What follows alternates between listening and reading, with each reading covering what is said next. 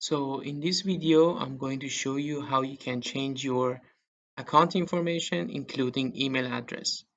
After you log into your Coach Accountable, you go to the top right of your screen where you see your name, click on your name, and a menu will open.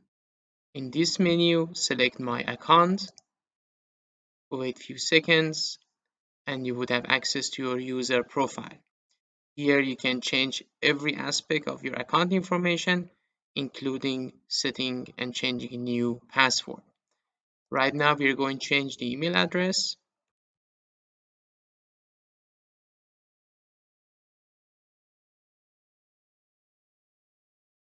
Please make sure that you enter the correct email address, otherwise you would not have access to your account anymore. After you change the information you wanted to update, press save. Depending on your connection, it could take few seconds, and that's it. I hope this video helped you to find your way. Have a great day. Goodbye.